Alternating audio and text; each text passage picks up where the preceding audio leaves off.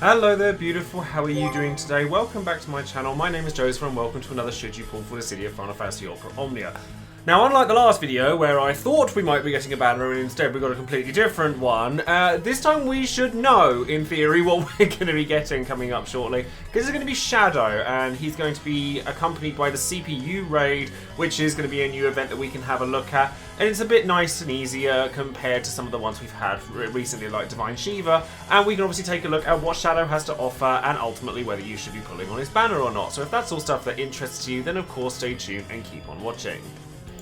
Before we get started, of course, don't forget to check out all of my social media links in the description box down below. We are 1 week away from Endwalker at this point, so do be prepared for lots of Endwalker streaming and content coming up in the near future. Let me know if you're playing Final Fantasy XIV. I do already have a questionnaire, as I spoke about in my last video, over on my community tab if you want to answer some questions and do me some favours and helping guide me on the kinds of content you might like to see for 14. Over on Patreon, I do always shout out one of my patrons every time I release a video, and obviously all of my title cards and patrons are put at the end of my videos. But today that person is going to be Cobalt Zork, who has been one of my supporters for the longest time, and a massive thank you goes out to you. And their title card is of the twins, Lan and Rain, as they are part of my Ultimate here on Patreon as well, so you'll be getting this physical copy in your post box over the next month or so as well. So a massive thank you goes out to you for that. And if all of you would like to see more details on what's on my Patreon, then you can click on the link in the description box below. And finally, don't forget to check out all of the other content creators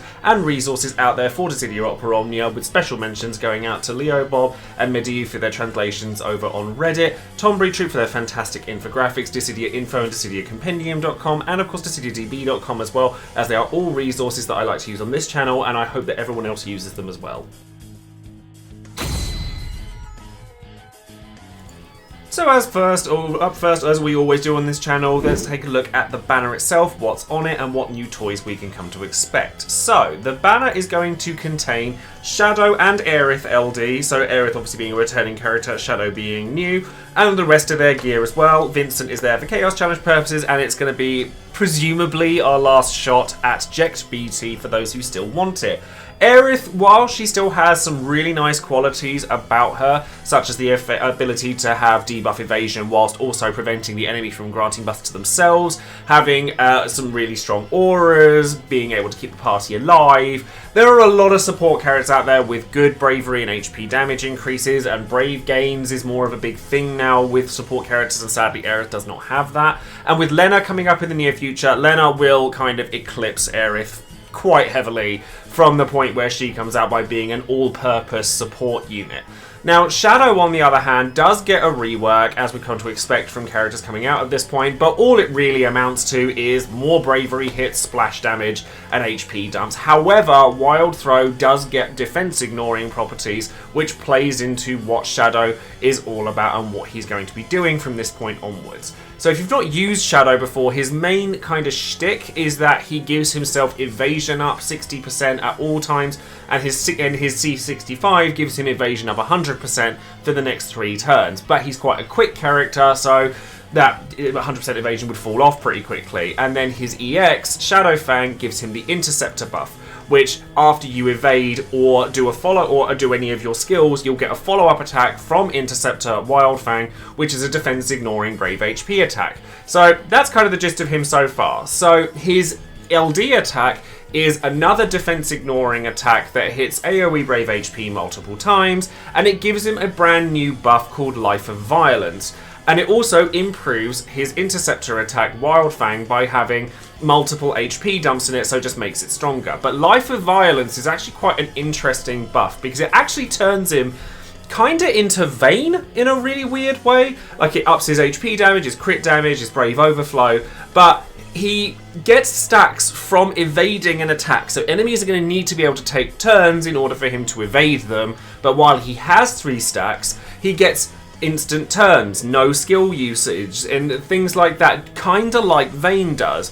But obviously the difference between Shadow and Vayne is that Vayne puts himself up to 3 stacks just by performing his skills, whereas Shadow needs to evade attacks in order to get the stacks back. Now, There are ways of doing this, like if you're against an enemy that likes to interrupt turns or anything, then Shadow may work well here. And Shadow obviously does have more HP dumps and stuff in his kit. That means that his regular damage output is actually very good once you've got this all on the case between his follow-ups from Interceptor and the multiple HP dumps from his Wild Throw. He does need to keep his Fade to Black buff up by using his skill 1, which isn't particularly strong, and therefore keeping his evasion up. And the problem, the main problem I have with Shadow is that because he has 3 turns with 3 skill uses, and he has to have his evasion up in order for him to work properly, one of those 3 skill uses that you're going to have to use is almost definitely going to have to go to his C65, which means that you don't get 3 free turns, you get 2. And that's not quite the same.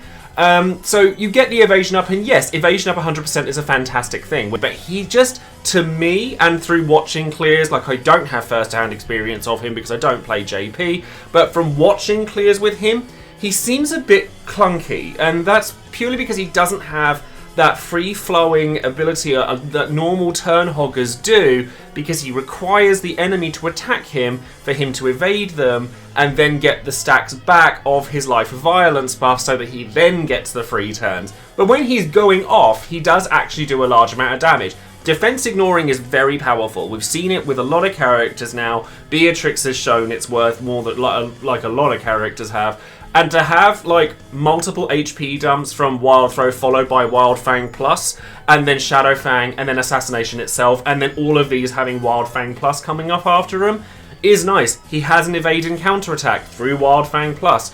There is a lot to like about Shadow, but for me personally, I feel that he kind of just comes off a little bit clunky because he's a turn hogger that's not really a turn hogger, and he's a damage dealer with a bit of an evade and tank, but without lock on or any way to force the enemy to attack him, which makes his evade go off, so you're going to have to take up a cool slot or some way of making it so that the enemy's targeting Shadow, or if they're doing all attacks then you're still taking damage because he's not protecting anybody. There's a lot of weirdness when it comes to Shadow, but if you put him in the right situations, he will churn out damage really fast and a lot of it as well, whilst also being self-sufficient by having 100% evade. But just bear in mind that if you're going to be using him, you will need to be using his C65 a lot, probably using one of the free skills that's included with his free turns, and obviously because he gets all these free turns, he's going to run that dry and you're going to need to do it again. So just be careful with him, but he can churn out a lot of damage in the right situations. Call abilities wise, honestly, meh, if you ask me. Like, they're okay, but his regular call gives him basically Fade to Black, which is attack and evasion up 60%. If it's not 100% evasion, I'm not interested, which sounds really shady, but it's true. Like, I don't like leaving things to chance, and this will become apparent again later on when Enna Crow comes out. I'm not a person that likes to leave things to chance. We've seen what my luck can be like in the past, and sometimes it doesn't play out to our strengths when we want it to. So having 60% evasion and not 100% means that if I was going to be using this, I'd rather use a call that had 100% evasion on it. And Assassination gives you 10% HP damage up, bit of Brave Overflow and critical damage up. It's nice, and the attack itself is a defense ignoring attack, but it's just not a call I reckon I'll be using very frequently, if at all, if I were to get it. And then when it comes to his high armor, it's very selfish. Like, it's he has attack keystone, and he increases his own bravery and HP damage limits. Now, I appreciate him having bravery damage increase, because obviously he has a lot of HP dump, so therefore you want to get as high bravery damage into his kit as possible so that he's hitting really hard and getting as much HP damage as possible. And 30% damage cap on bravery is a lot, so it is appreciated on him. I don't think Shadow is bad. I'm going to put that out there. I don't think Shadow is bad. I think he's very good at what he does. Defense ignoring is very powerful, and if people want to use him, then they will get use out of him. But for my personal play style, I find him a little bit too, oh, I need to do this now, oh, I need to do that now. And he just doesn't really provide enough to the party for my liking. And if I were going to bring somebody who was a damage dealer, I would prefer to almost always bring a character that had a burst, like generally speaking, but he does do a lot of damage, and defense ignoring is a thing. So if you want a secondary damage dealer, or you want a more supporting role burst character like Y'shtola, who doesn't really go with Shadow because he's not all about the Brave Canes, but there are reasons why you could go for Shadow, just none of them are ones that particularly appeal to me.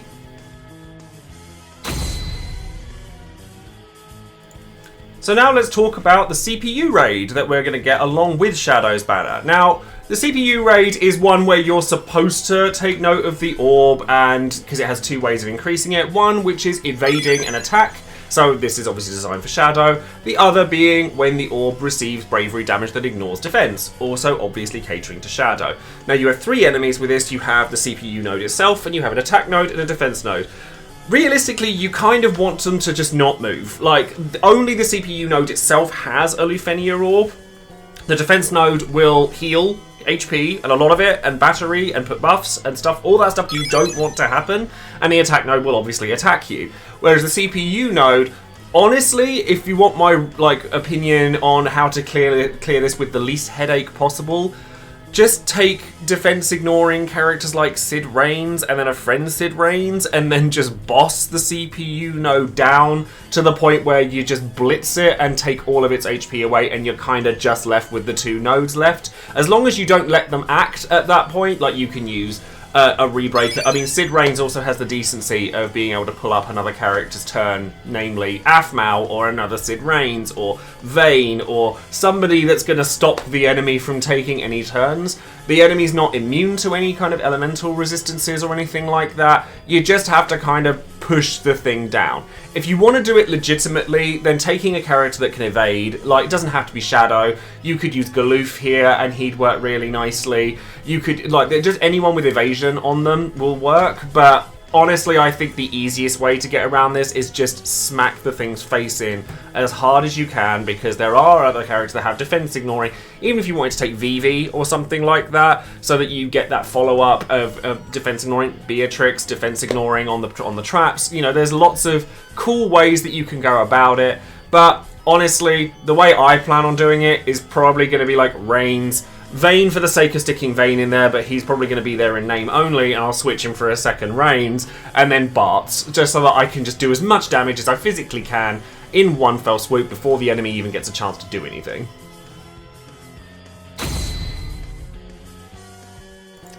And now, of course, we have Would You Pull, the section of the video where you, the viewer, get your chance to let your voice be heard and tell everyone whether you would or wouldn't pull on a banner and why that might be the case. So, we'll go straight to numbers. Massive thank you to all of my patrons, as always, for giving their opinions through their votes and their comments. Nobody is pulling on this banner with gems, which, honestly, I'm not particularly surprised by. 100 plus tickets, 24% of people are doing, 44% of people are like, sure, I'll use less than 100, and 32% of people are saying no. Now, I am saying no on this banner, even though, because I've managed to get my resources to a good place, thanks to Maria and Divine Shiva, but I don't really want to spend out on Shadow, knowing that I want Selphie and Lena, whenever she decides to turn up, in the near future. I say near future again, whenever Lena decides to turn up. She'll be getting my gems when she does. But we'll go straight into the comments. Kendall McKenzie says, I'll definitely throw about 150, maybe 200 tickets at this. I've always liked Shadow, and I think his kit of being an evasion damage dealer is a nice niche, especially with all the free turns his LDUP ends up giving him. I don't think he's a must-have, just a nice toy for the future. See, like I said, I don't think Shadow is bad. I think that there's a lot to like about him, particularly as an evasion-based damage dealer. Like, they are quite rare. If you have, like, Prompto, then you've got that kind of thing covered, and if you have Prompto, that's a lot less reason for you to be pulling for Shadow. And honestly, in terms of evasion-based damage dealers, I like Prompto more, because I like the fact that he does his damage while supporting his party members, and therefore giving more to the party as a whole because he's an evasion-based damage dealer, whereas Shadow kind of feels very self-absorbed with his kit, and the fact that his free turns are kind of a non-bow with his C65, and therefore having to use one of his free turns on that C65 all the time in order to keep his evasion up bothers me slightly. But that may not be the case for everybody. Spickle says, I confess to overlooking Shadow when I looking ahead over the next couple of months. I quite liked him back when his EX Plus came about, and I feel the combo with evasion, even if it's not 100%, and his defense ignoring elements may make him worth at least trying for. With that in mind, I'll drop anything between 50 and 100 tickets. Don't get me wrong, if I were to get Shadow in a free pool, because we have a free pool here, I'd find a way to use him. I think he's really cool. I would. And I think that the defense ignoring properties are amazing.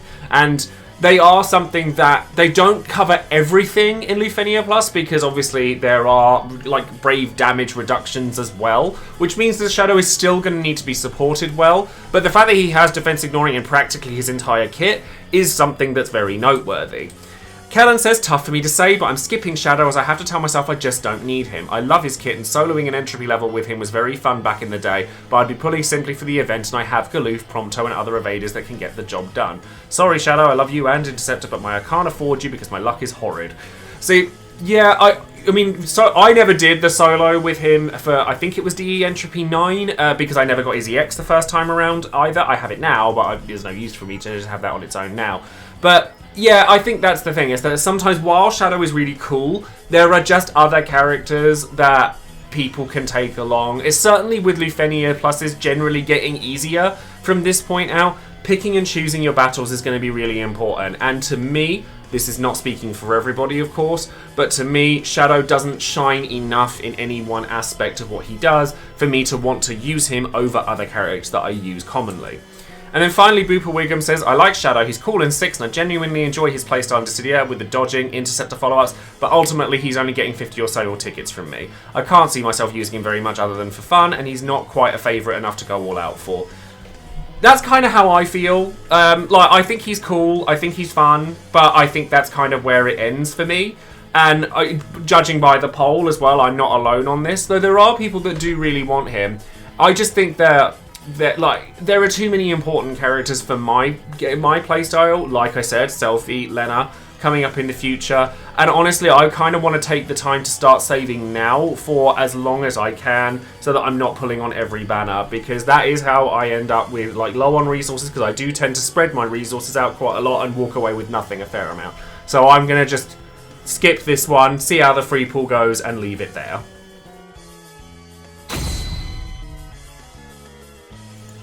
So now, of course, we come to the big question of the video. Do I think that we should be pulling for Shadow and Aerith? Now, there are things I really like about Shadow. Having Defense Ignore across your entire kit is pretty amazing. Like, yeah, you still have to support him because brave damage reductions are still a thing. Lufenia Plus is still a thing in general because of just big stats. But not having to worry about defense is pretty nice. And his damage output, when he has the ability to put out so much damage, is actually very good because he gets 4 HP dumps when you combine Wild Fang Plus and Wild Throw Plus.